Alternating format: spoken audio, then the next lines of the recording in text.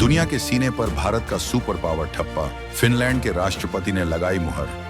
भारत को सीट दो वरना यूएन खत्म होगा। यूरोप से आई इस ललकार से दुनिया में मची खलबली। चीन पाकिस्तान के उड़े होश। भारत की यूएनएससी दावेदारी पर दुनिया का सबसे बड़ा बवंडर आया। सिर्फ एक देश की दादागिरी खत्म। भारत को रोकने की चीनी साजिश का पर्दाफाश हुआ। G4 की घेराबंदी से कांपा ड्रैगन। दुनिया की सबसे बड़ी टेबल पर भारत की कुर्सी पक्की हुई। इस वक्त जब दुनिया के अलग अलग कोनों में तनाव पसरा है, जब पुरानी महाशक्तियां एक दूसरे को घूर रही हैं, तब यूरोप के एक देश से एक ऐसी आवाज उठी है जिसने पूरी दुनिया की कूटनीति में भूचाल ला दिया है।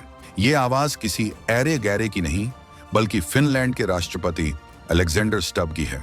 उन्होंने जो कहा है वो सिर्फ भारत की तारीफ नहीं है, बल्कि वो दुनिया के सबसे बड़े मंच यूनाइटेड नेशंस के लिए एक खुली चेतावनी है। एक ऐसी चेतावनी जिसने चीन और पाकिस्तान की रातों की नींद हराम कर दी है। स्टब ने साफ लफ्जों में ऐलान किया है कि भारत, अमेरिका और चीन के साथ दुनिया का अगला सुपर पावर होगा। लेकिन उन्होंने बात यहीं खत्म नहीं की। उन्होंने इसके आगे जो कहा वही असली धमाका है। ये बयान ऐसे समय पर आया है जब भारत G4 देशों के साथ मिलकर चीन की उस दीवार को तोड़ने की तैयारी कर रहा है जो उसने भारत को रोकने के लिए खड़ी की है। तो सवाल है कि आखिर फिनलैंड के राष्ट्रपति ने यह बयान क्यों दिया? इसके पीछे की असली कहानी क्या है? और कैसे सिर्फ एक देश, चीन, 140 करोड़ भारतीयों के हक पर डाका डाल रहा है? आखिर ये पूरा खेल है क्या? और फिनलैंड जैसे एक अहम यूरोपीय देश के राष्ट्रपति का ये बयान इतना बड़ा धमाका क्यों माना जा रहा है? हम आपको बताएंगे इस धमाकेदार खबर की पूरी कहानी। तो बने रहिएगा वीडियो पर, और इस संबंध में आपके जो भी विचार हों कमेंट में लिखकर जरूर बताइएगा। चलिए इस पूरी बिसात को परत दर परत समझते हैं। सबसे पहले मिलिए अलेक्जेंडर स्टब से।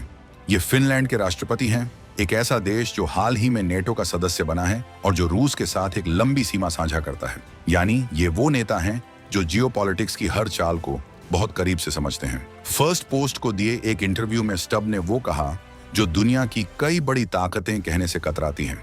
उन्होंने साफ कहा, मैं भारत का बड़ा प्रशंसक रहा हूं और मैं समझता हूं कि भारत, अमेरिका और चीन के साथ अगला सुपर पावर बनेगा। ये कोई खोखली तारीफ नहीं थी। उन्होंने इसके पीछे का तर्क भी दिया। उन्होंने कहा कि भारत आज दुनिया में किसी एक खेमे का पिछलग्गू नहीं है, बल्कि वो मल्टी अलाइनमेंट की नीति पर चल रहा है। मतलब भारत के रिश्ते अमेरिका से भी अच्छे हैं तो रूस से भी। वो क्वाड का भी हिस्सा है और ब्रिक्स का भी। ये भारत की वो अनोखी ताकत है जो उसे दुनिया का विश्व गुरु बनाती है। लेकिन स्टब का असली धमाका तो इसके बाद आया। उन्होंने भारत के आकार, उसकी बढ़ती इकोनॉमी और उसकी ग्लोबल क्षमता को सीधे यूएन सिक्योरिटी काउंसिल यानी यूएनएससी से जोड़ दिया। उन्होंने दो टुक कहा, यह गलत है कि भारत जैसा देश सुरक्षा परिषद का स्थायी सदस्य नहीं है। उन्होंने चेतावनी भरे लहजे में कहा कि अगर भारत को यह हक नहीं दिया गया तो यूनाइटेड नेशंस कमजोर होता रहेगा।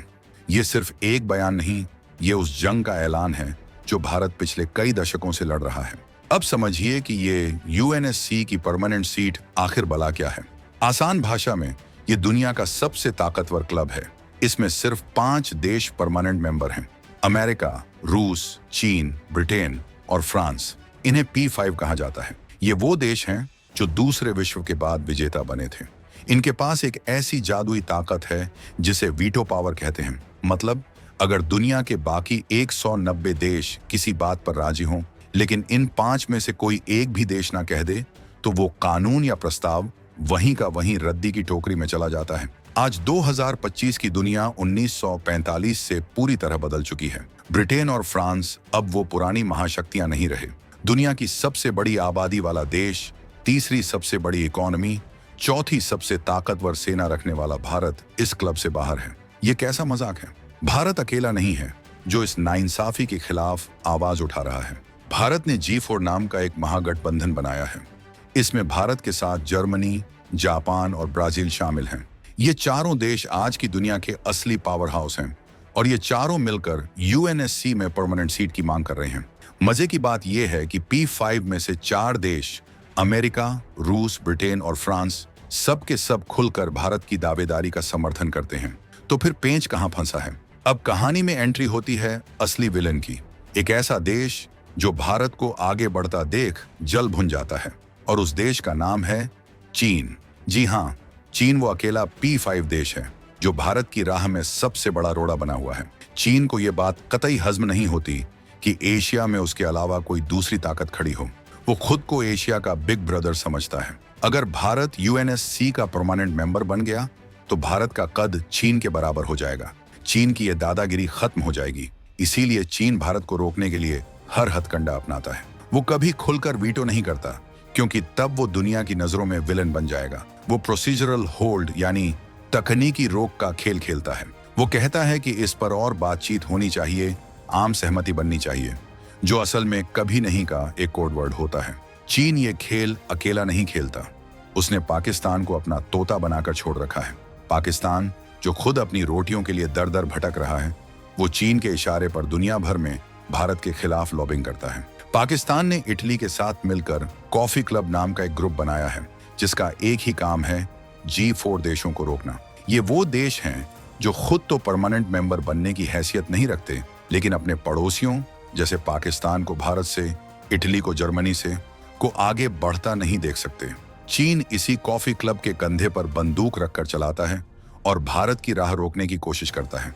लेकिन वो शायद ये भूल गया है कि ये 1962 का नहीं, 2025 का भारत है। तो क्या भारत चीन की इस दादागिरी के आगे चुप बैठा है? बिल्कुल नहीं। भारत ने जो चक्रव्यूह रचा है, उसे भेदना अब चीन के बस की बात नहीं रही। भारत की रणनीति साफ है। पहला, भारत अब भीख नहीं मांग रहा, अपना हक जता रहा है, और ये हक उसे उसकी ताकत से मिल रहा है। आज भारत दुनिया की तीसरी सबसे बड़ी अर्थव्यवस्था बनने की दहलीज पर खड़ा है।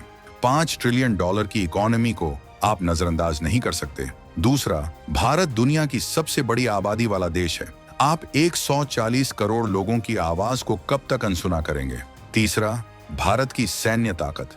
दुनिया की चौथी सबसे बड़ी और सबसे अनुभवी सेना भारत के पास है।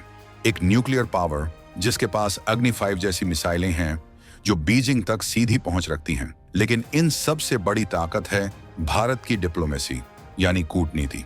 फिनलैंड के राष्ट्रपति ने जिस मल्टी अलाइनमेंट की बात की, वही भारत का असली ब्रह्मास्त्र है। जब रूस और यूक्रेन का मामला गरमाया तो पूरी दुनिया दो खेमों में बंट गई। भारत अकेला देश था जिसने दोनों पक्षों से बात की और शांति का रास्ता सुझाया। G20 की अध्यक्षता भारत ने जिस शान से की, उसने दुनिया को दिखा दिया कि भारत ही वो देश है जो पूरब और पश्चिम को एक टेबल पर ला सकता है। नई दिल्ली डिक्लेरेशन पर सबकी सहमति बनवाना भारत की सबसे बड़ी कूटनीतिक जीत थी। वैक्सीन मैत्री के दौरान जब भारत ने दुनिया के 100 से ज्यादा देशों को मेड इन इंडिया वैक्सीन भेजी, तब दुनिया ने भारत को एक सुपर पावर के रूप में काम करते हुए देखा। ये वो काम है जो यूएनएससी के कई परमानेंट मेंबर भी नहीं कर पाए। तो दोस्तों, फिनलैंड के राष्ट्रपति अलेक्जेंडर स्टब का बयान सिर्फ एक बयान नहीं है, ये बदलते हुए वर्ल्ड ऑर्डर का ऐलान है। ये इस बात का सबूत है कि दुनिया अब मान चुकी है कि भारत को उसका हक मिलना ही चाहिए। चीन की घेराबंदी शुरू हो चुकी है। एक तरफ G4 देश हैं, दूसरी तरफ अमेरिका, रूस, ब्रिटेन और फ्रांस का खुला समर्थन है, और अब फिनलैंड जैसे देश खुलकर यूएन को चेतावनी दे रहे हैं। सवाल ये नहीं है कि भारत को सीट मिलेगी या नहीं, सवाल सिर्फ ये है कि कब मिलेगी। चीन अपनी वीटो पावर से इस कप को थोड़ा खींच सकता है, लेकिन वो इसे रोक नहीं सकता। भारत ने भी तय कर लिया है कि अगर ये पुराना क्लब नहीं सुधरा तो भारत इसके बाहर एक नया और ज्यादा ताकतवर सिस्टम खड़ा कर देगा। G20, क्वाड, ब्रिक्स जैसे मंच इसी नए सिस्टम की नींव है। ये नए भारत की हुंकार है जो पूरी दुनिया में गूंज रही है। ये 140 करोड़ लोगों का वो आत्मविश्वास है जो अपना हक लेना जानता है। चीन को ये बात समझ लेनी चाहिए कि वो पानी के बहाव को कुछ देर रोक सकता है, लेकिन वो समंदर को नहीं रोक सकता, और भारत वो समंदर बन चुका है। आपको क्या लगता है, क्या 2026 तक भारत को ये परमानेंट सीट मिल जाएगी, और क्या चीन की वीटो पावर को ही खत्म करने का वक्त आ गया है? अपनी राय कमेंट्स में जरूर बताइएगा।